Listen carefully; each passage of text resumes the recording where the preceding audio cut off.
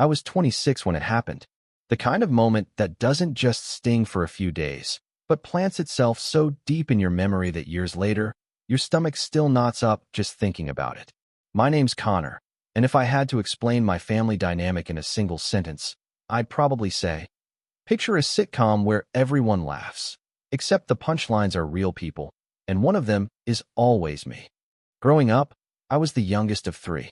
My brother, Josh, is 5 years older and the golden boy of the family, varsity everything, straight into dad's company after college, married his high school sweetheart, had 2 kids by 28. My sister, Lily, was the free spirit turned Instagram influencer before that was even a real job. And me? I was the oops, the surprise baby, the one my parents weren't planning on and never really adjusted for. I heard whispers growing up. They weren't trying for a third. You know, they almost didn't keep him. It was never said directly to me, until it was. Despite all that, I tried. I tried to be the quiet peacemaker, the one who stayed out of trouble, got decent grades, went to college, didn't rock the boat. I thought if I just stayed in my lane long enough, I'd earn a little respect, maybe even a sliver of pride. But in our house, love was a currency, and I was always overdrawn. The lead up to the reunion started about 6 months earlier. My mom sent a group email with the subject line, "Big Family Reunion." All caps because this is important. That was her thing. Exclamation points and guilt trips. The message went on about how it had been years since everyone had been in one place, how they'd rented a big cabin in the mountains, how even Aunt Marie was flying in from Arizona with her 6-pound dog that barked like a dying alarm clock. At the time, I was living in a 1-bedroom apartment in Chicago, working as a data analyst at a mid-sized firm. It wasn't glamorous, but it was stable, quiet. I didn't reply to the email right away. I wasn't sure I wanted to go. The last family get-together I'd attended ended with my uncle saying, "Connor, you still don't have a girlfriend? Maybe you're just one of those, you know." And then he trailed off while nodding in a vaguely offensive direction. Everyone laughed. I didn't, but I went anyway. Guilt's a powerful thing, especially when you're the one everyone thinks has something to prove. The cabin was massive. 3 stories, wood-paneled everything, fake bear rugs, the whole rustic fantasy. I pulled up in my used Honda Civic and parked between Josh's brand-new Escalade and Lily's leased Tesla. There were already about 20 people inside, and more were showing up by the hour. Hugs, loud voices, the occasional shriek of, "Oh my God, you've gotten so tall," as if I'd grown 3 inches in the last decade. I was tired. I'd worked late the night before, then caught a 4 a.m. flight with a layover in Detroit. I wasn't in the mood for small talk, but I smiled and nodded and played my role. I helped carry in coolers and set up chairs. I grilled burgers when the designated grill master bailed to watch football. I even took my little cousins on a hike when they got bored and started throwing rocks at the squirrel feeder. I did what I always did. I made myself useful. The reunion hit peak chaos on Saturday night. That's when the official dinner took place. 50-plus people packed into the backyard, long plastic tables covered in mismatched tablecloths, disposable plates stacked a foot high, kids running around with juice boxes, and the adults slowly getting tipsy on boxed wine and light beer. My mom was in her element. She wore a floral apron she didn't need and played hostess like we were being filmed for some low-budget Hallmark special. She kept announcing things like, "This is what family looks like," and "Isn't this perfect?" every 15 minutes, like she was trying to convince herself it was true. That's when my dad decided it was time for speeches. He'd had a few drinks, his cheeks were red, and he was swaying just a little. He stood on a wooden bench and clinked his glass with a fork. All right," he said, voice booming over the laughter. "Can I get everyone's attention for a minute?" People quieted down. Phones came out. Cameras pointed. My brother looked smug. My sister flipped her hair and struck a pose. I stood off to the side, sipping my soda, thinking maybe this would be one of those harmless dad speeches about memories and how time flies.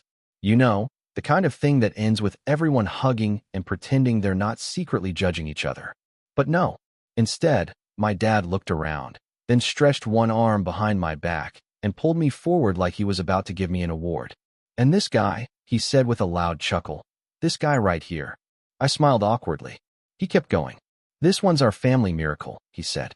Well, more like a mishap that turned out all right in the end. Laughter rippled across the crowd. Some of it was polite. Some of it wasn't. He grinned. Yup, the mistake we kept. But hey, he didn't end up in jail or anything, so that's a win, right? More laughter. This time louder. My uncle nearly spit out his drink. My aunt clapped. Even my brother snorted into his glass. Only a few people looked uncomfortable. My cousin just glanced at me and mouthed, "I'm so sorry," but she didn't say it out loud. I didn't laugh. I didn't say anything. I just stepped away, slowly, and walked back into the house. No one followed me. I don't think they even noticed I was gone.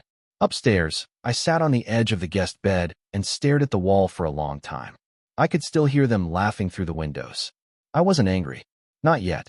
It was something else, something heavier. It felt like being 12 again, overhearing my parents argue about money and hearing my dad say, "Well, if we didn't have to pay for Connor's stuff." It felt like realizing, again, that I was the footnote in a family that always had a headline. I didn't say goodbye. I didn't pack anything but the essentials. I got in my car, turned off my phone, and drove. I didn't even tell my boss I wouldn't be in on Monday. I just left. I crossed 2 state lines before I even looked at a map. I ended up in Portland, Oregon, of all places. I'd never been before. I just picked a spot where no one would think to find me. I got a new phone, new job, new apartment, no social media. I didn't tell anyone where I went. I didn't answer the emails. I didn't respond to the texts that came in later, most of them just saying, "Where'd you go?"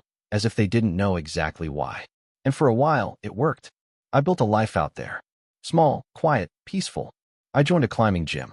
I got into photography. I made friends who didn't know anything about my family or my past. I even started dating someone. Really dating, not just the occasional awkward coffee. I felt like I was breathing fresh air for the first time in years. Until 2 years later, when I walked out of my apartment and saw a man sitting on the hood of a rented car across the street. Middle-aged, business casual, holding a folder. I didn't know him, but I recognized the look. Private investigator. And just like that, the past was clawing its way back into my life. He didn't approach me at first. The man across the street just sat there, legs crossed, a leather folder resting on his lap like a schoolteacher's grading book. His car was unremarkable, gray mid-size sedan, Oregon plates, probably a rental from the airport. At first, I assumed he was just someone waiting on an Uber or killing time before a meeting. But then he looked directly at me and gave a nod that wasn't unfriendly, but wasn't casual either. A practiced nod. The kind that said, "I know who you are." I turned around and walked back inside, locked the door. Then I went to the window, pulled the blinds just enough to peek, and watched him still sitting there, still watching me. And just like that, my 2 years of peace evaporated. I didn't answer the door when he knocked later that day. I didn't respond when he slid a manila envelope under the door with a note that read, "Connor, your family just wants to talk. Please read." I didn't even open it. I threw it into the trash, took the trash out, and walked 3 blocks just to throw it into a different dumpster. The next morning, he was gone. But the letter, whatever it was, had done its job. The door was cracked now, and memories were pouring in like rain through a broken seal. I started checking my email again. My old account. The one I'd stopped using after I disappeared. Hundreds of messages, most unread. I didn't open them. Just seeing the subject lines was enough. "Are you okay? Please come back. Your cousin's wedding is in June. We're worried." But one subject line made me stop scrolling. "Dad had a stroke." I hovered over it for a long time. I didn't open it right away. Just stared at the preview line that read, "He's okay now, but it was serious and he keeps asking about you." That night, I didn't sleep. I kept going back and forth in my mind. I'd made my escape. I'd rebuilt. But what if I'd gone too far? What if walking away without a word wasn't strength, but cowardice? The next morning, my phone rang. A number I didn't recognize. I declined the call.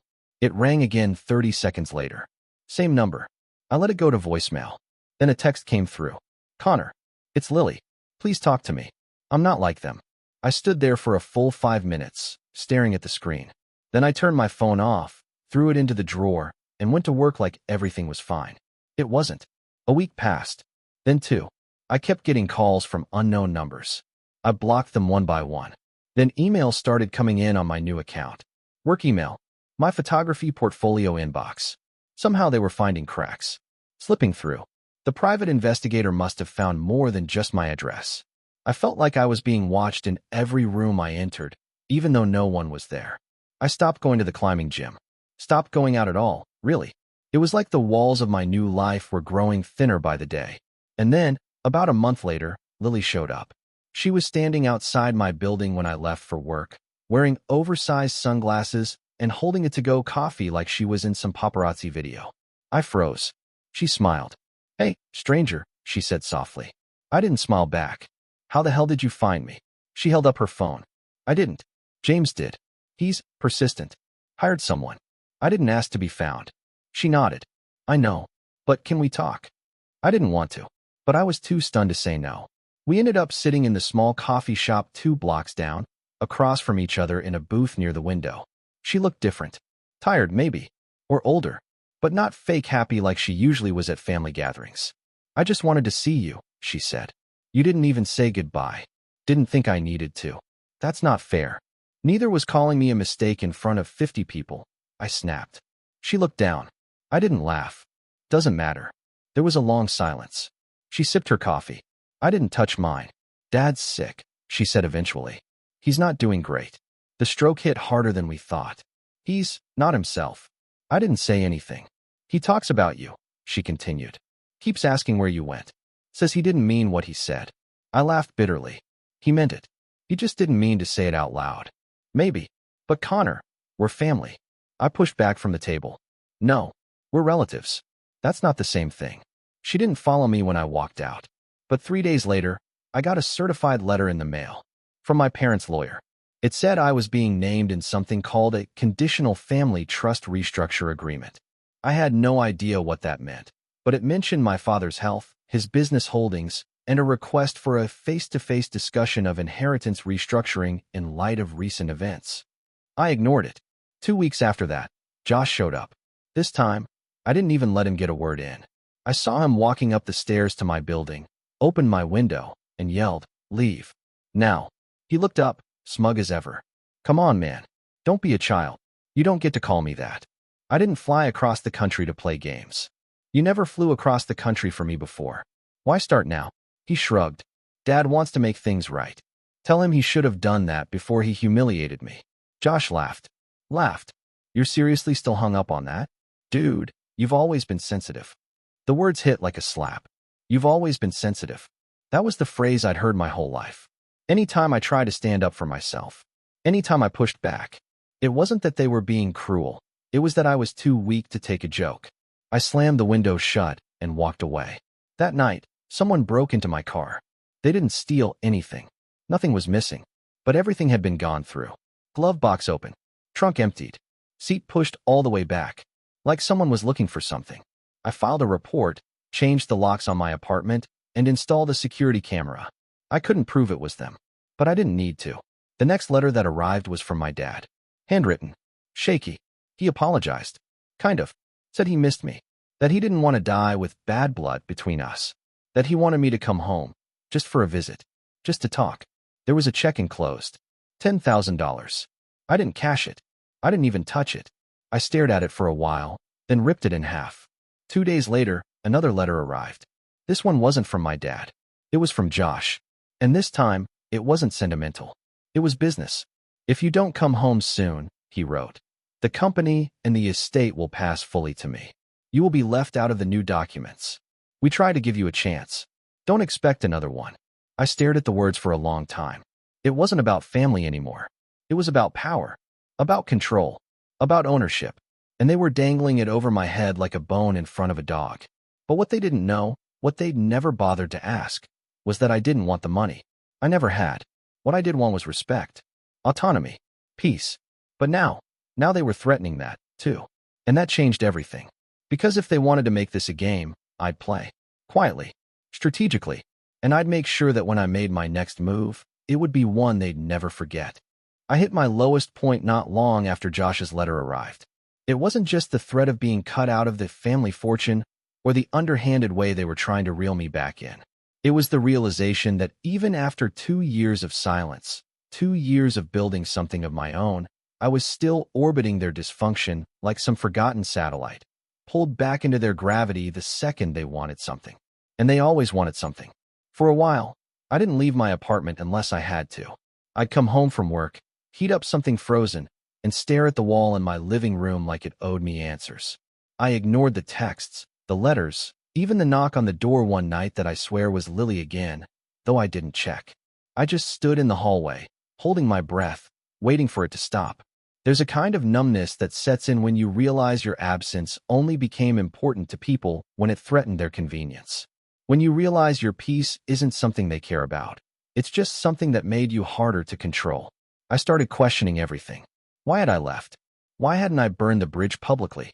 Why hadn't I screamed back at my dad that night, instead of slipping away like a shadow?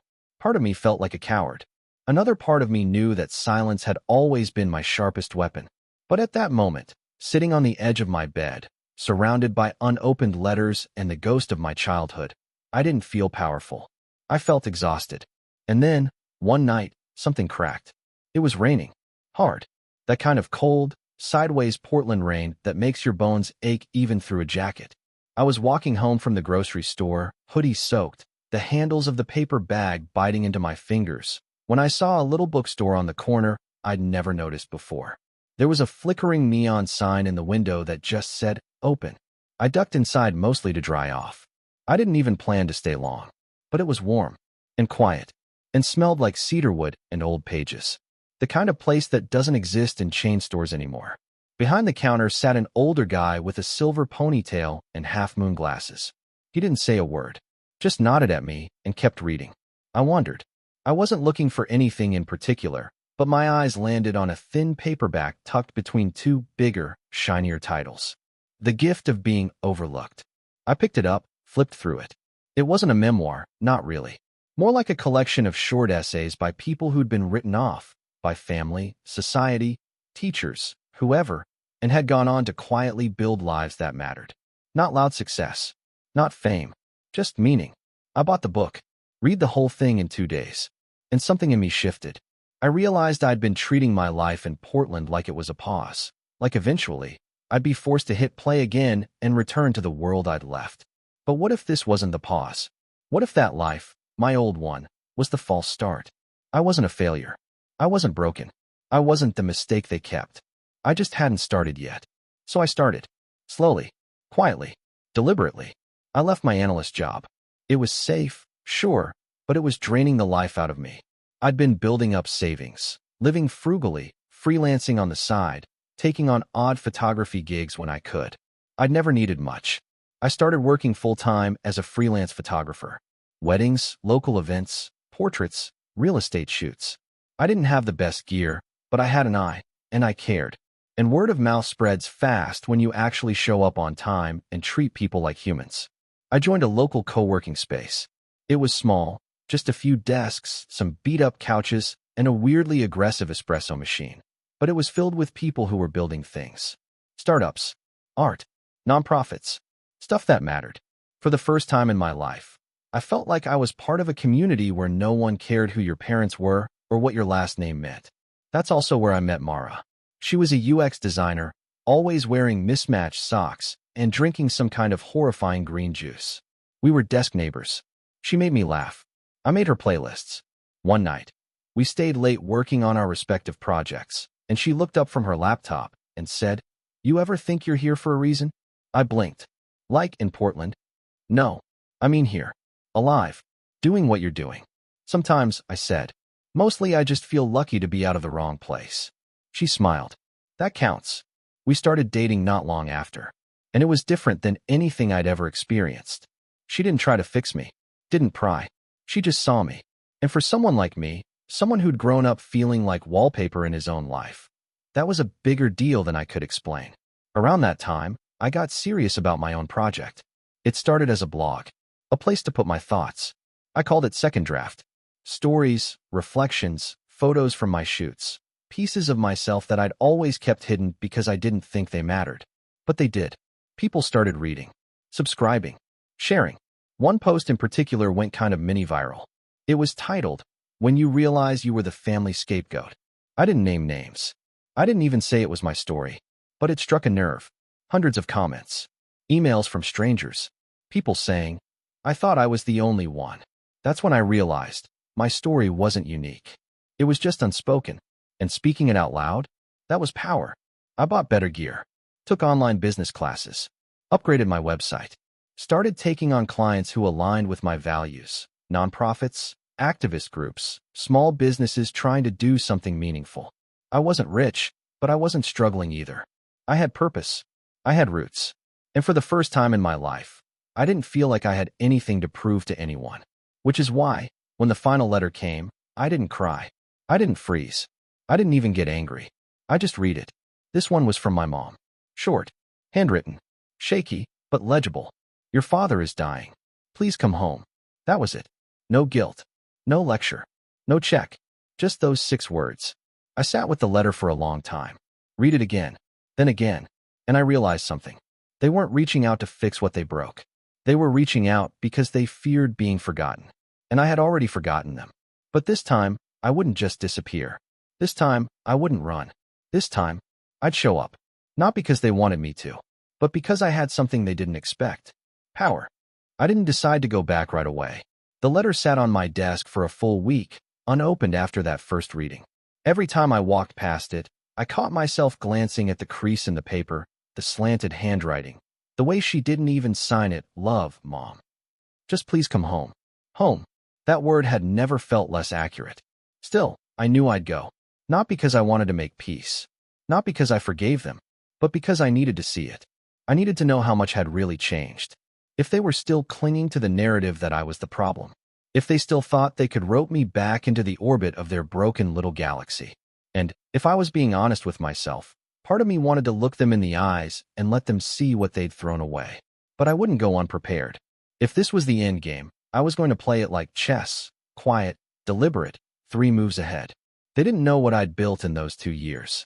They didn't know I wasn't scared of them anymore. And most importantly, they didn't know I had something they never expected. Leverage. It started with the business. My father's company, let's call it Westbrook Industrial, was a mid-sized manufacturing firm based in Ohio. Family-owned. My grandfather started it after World War II, my dad expanded it, and Josh was set to inherit it. I'd never shown any interest in it growing up, which suited them fine. I was the artsy one, the dreamer, the one who took pictures instead of learning about quarterly reports. But I had paid attention. Quietly. Over the years, I'd absorbed more than they realized. And when I got that last letter, I decided to dig. First stop was the Public Business Registry. Took me less than 10 minutes to find the company's filings, corporate structure, and board information. Westbrook Industrial was still privately held, but they'd taken on some investors in the last decade. Minority stakeholders, listed in dry, boring legalese. I cross-referenced a few names. One stood out, a holding company based in Chicago. I knew the name. I'd done freelance work for a startup that was later acquired by them. That was my opening. I made a call. Reached out to an old contact, Sarah, a former project manager at the startup who now worked at the holding company's venture arm. We hadn't talked in a year, but she remembered me. Connor? Oh my God. I still use your headshots from that event you did. What's up? We talked. Caught up. I asked if she knew anything about Westbrook Industrial. She paused. Is that your family's company? Long story, I said. Let's just say I might be involved soon, and I want to know what I'm walking into. She laughed. Smart. Honestly, we've been a little concerned. They've missed 2 deliverables this quarter. Supply chain's been shaky since your dad got sick. That got my attention. She kept going. We don't own enough to make big waves, but if you're about to take some kind of leadership role, let's just say, we'd be happy to have a voice on the inside. That confirmed it. They were vulnerable. My father was clearly declining. Josh, despite all his arrogance, was likely fumbling with the reins. And the board, probably handpicked by my dad years ago, was likely split between loyalty and uncertainty. It was a house of cards, and I was going to blow. But first, I needed to get closer. On my terms. So I wrote back. A letter. Handwritten. Simple. I'll come. I'll visit. But I need full transparency. I want to see the will. The trust. The business records. If you truly want me involved, then treat me like someone who matters. Otherwise, I won't step foot in that house again. I mailed it and waited. 3 days later, Josh called. I didn't answer. He called again. Left a voicemail. You're being dramatic. Just come home. Dad's dying. I deleted it. A day later, I got an email from their lawyer. The tone was different. Dear Connor, I've been instructed to provide you with full access to the Westbrook industrial documents per your request. Please find attached. It was all there. PDF after PDF. Financial reports. Shareholder breakdowns. Executive roles. And buried within it, a clause in the trust that hadn't been updated since I was a teenager. I was still technically listed as a contingent beneficiary, not primary, but not zero. Meaning, I had legal standing. I forwarded the documents to a lawyer I'd met through one of my photography clients, a corporate attorney who moonlighted helping small creators with contracts. I asked for a deep read. She got back to me the next day. "You've got more power than you think," she said. "They can't just write you out unless they prove you're unreachable or have formally declined. And they haven't done either.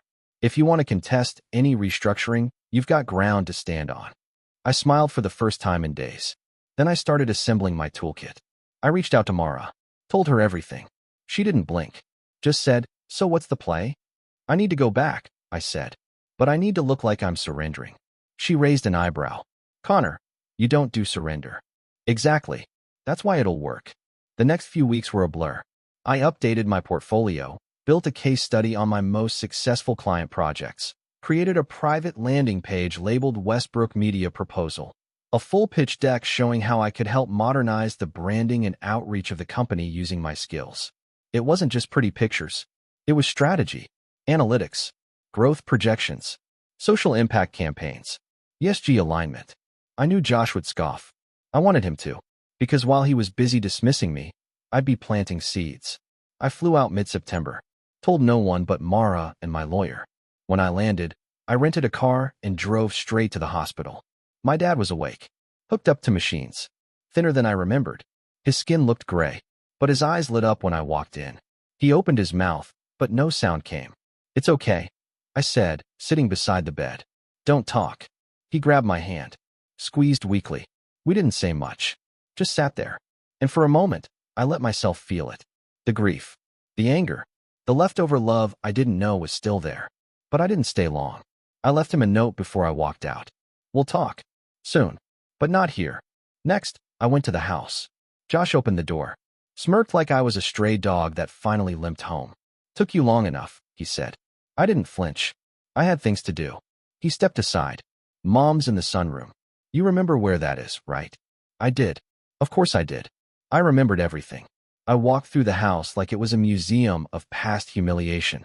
The staircase where I once tripped carrying plates and got mocked for weeks. The dining table where my dad once laughed about me taking an art elective.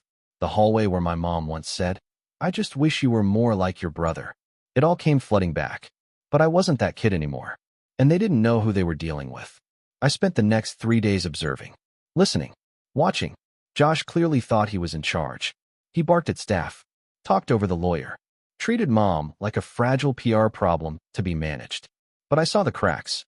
The way the accountant flinched when Josh asked about reallocating funds. The way the board's emails were peppered with passive-aggressive uncertainty. They didn't trust him. They were looking for someone else. I gave them a candidate. Me. Quietly. Subtly. Over dinners, I asked questions.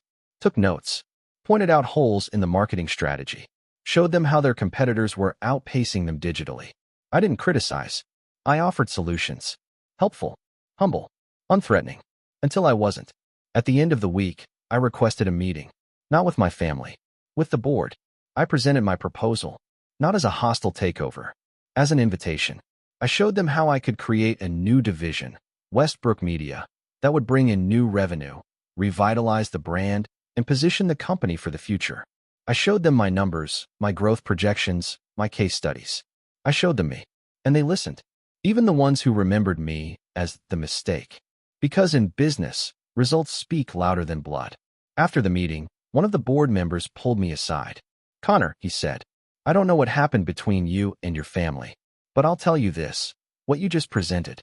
It's exactly what this company needs." I nodded. That's all I ever wanted to be. Needed. He smiled. "I think you just changed everything." And I had. But it wasn't over yet. Because now that I had a foot in the door, it was time to kick it open. I didn't swing the hammer all at once. That would have been too easy and too obvious. No, I did it slowly. Carefully. Like someone unpicking a knot that had been tangled for years. The first thread I pulled was the most delicate, the one holding my father's company together. After the board meeting, I got provisional approval to begin groundwork on Westbrook Media, a digital modernization division under the company umbrella. It started as a pet project, something they could test with minimal risk. But in reality, it was my Trojan horse. A sanction role, an official title, a seat at the table, and that was all I needed. Josh didn't like it. Not one bit. He tried to play it cool. Happy to have you on board, little bro. But the way he gripped the arms of his chair during meetings said everything. He didn't expect me to stay. He thought I'd drop in, make peace with Dad, maybe collect a check and go back to Portland. He didn't realize I was building something. Something real. I worked 12-hour days. Hired a skeleton crew of freelancers I trusted. Designed a rebranding campaign. Ran analytics. Optimized logistics on the back end. Meanwhile, I met with vendors, legacy clients, even skeptical board members who thought I was just another soft creative. I spoke their language. Numbers. ROI. Retention. I showed them results. The board began to shift. And Josh, he began to unravel. The more I succeeded, the more obvious his failures became. He'd been coasting for years on the assumption that he was the heir apparent. But he didn't understand the modern business landscape. He didn't adapt. Didn't innovate. Worst of all, he micromanaged, pushing loyal employees to the brink, firing anyone who pushed back, padding his authority with yes men while the company bled slowly from the inside. I didn't need to sabotage him. He was doing that all by himself. All I did was document it. Every complaint, every missed metric, every private contractor whose payments were delayed or mismanaged under his leadership. I gathered it quietly, professionally. I wasn't just taking notes. I was building a dossier. And when the time came, I'd show it to the exact people who needed to see it. But first, I had to make things right with the one person I hadn't confronted directly. My father. He was back home by then, recovering in a private wing of the house. We hadn't spoken much since my return, and for the first few weeks, he mostly slept. But one morning, I found him awake, staring out the window at the backyard like he didn't recognize it. I sat beside him. He didn't look at me right away. I heard you're turning the company into a media circus, he said flatly. I smiled. Just trying to make it profitable. He exhaled through his nose, half a laugh, half a sigh. Never thought you'd come back. I didn't come back, I said. I moved forward. He nodded slowly. Your mother says you're doing good work. I waited, then said, she also told me what you said at the reunion. He winced. It was a joke, he said. A bad one. No, I said. It was the truth. Just not the kind you meant to say out loud. He didn't reply. I leaned in. You wanted to humiliate me. To remind everyone where I stand. He didn't deny it. I stood to leave. But before I walked out, I said, you don't have to like me. You don't have to love me. But if you want the company to survive, you'll need me. He closed his eyes. And I walked out. That night, Josh cornered me in the garage. Red-faced. Sweating. You think you're clever? He hissed. Sliding into meetings, kissing up to the board, playing the underdog card? They're just humoring you. You're still the screw-up. You always will be. I looked him dead in the eye. No, Josh. I was the backup plan. And now, I'm the exit strategy. He stormed off. 3 weeks later, I got a call from Sarah, the contact at the holding company with minority shares. She was blunt. We're voting at the next board meeting. We're backing your proposal. What proposal? I asked, playing dumb. She chuckled. Don't play coy. Your plan to restructure the executive branch. Phase out legacy leadership. Consolidate operations. I let out a slow breath. It passed committee. With flying colors. Your numbers are airtight. And frankly, no one trusts your brother anymore. It was time. The final board meeting was a closed session. All executives. No assistants. No distractions. I came prepared. Slide deck. Financials. Performance data. Testimonial letters from longtime vendors who supported my plan. Then, quietly, methodically, I presented the dossier. I didn't embellish. I didn't gloat. I just laid out the facts. The contracts Josh had mishandled. The employees he'd fired without cause. The suppliers he shorted. The clients he lost. The morale he tanked. And then I ended with this. Westbrook Industrial has survived 3 generations not because of bloodlines, but because of leadership. We can't afford entitlement. We need stewardship. Accountability. Vision. I clicked the final slide. It read, Proposal, Install Connor Westbrook as acting executive director of Westbrook Media and Strategic Operations. Immediate effect. Silence. Then a board member cleared her throat. I second the motion. Another voice. All in favor? Hands went up. Unanimous. Josh looked like someone had slapped him with a brick. He stood up, ready to scream, but Dad, frail, quiet Dad, spoke from the end of the table. Sit down, Josh. And he did. He actually sat.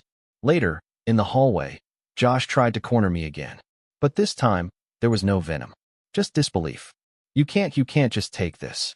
I shrugged. I didn't take it. I earned it. He stared at me like he didn't recognize me. Maybe he didn't. After all, I wasn't the mistake anymore. I was the reckoning. Over the next 6 months, I turned the company around.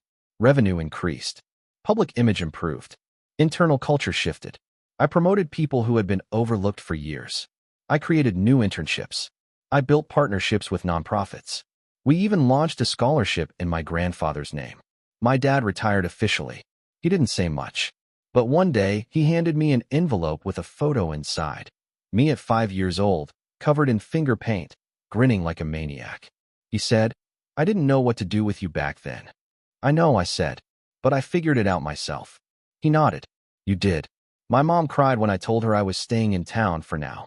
Not because I felt obligated, but because I had earned my place. On my terms. And Lily? She apologized. Truly. We met for coffee and had the most honest conversation of our lives. She admitted she'd been scared of being on the outside too. That maybe that's why she stayed silent all those years. I forgave her. Not because she asked me to, but because I was ready. And Josh. He left the company. Quietly. Shamefully. He still shows up to family events. Still tries to act like the center of attention. But now, the room doesn't revolve around him. No one laughs at his jokes the same way. And me? I don't shrink in his presence anymore. I exist. Fully. Authentically. Unapologetically. It took me 28 years, 2 time zones, and 1,000 miles of silence to get here. But in the end, I wasn't the mistake they kept. I was the lesson they never saw coming. And now, they'll never forget.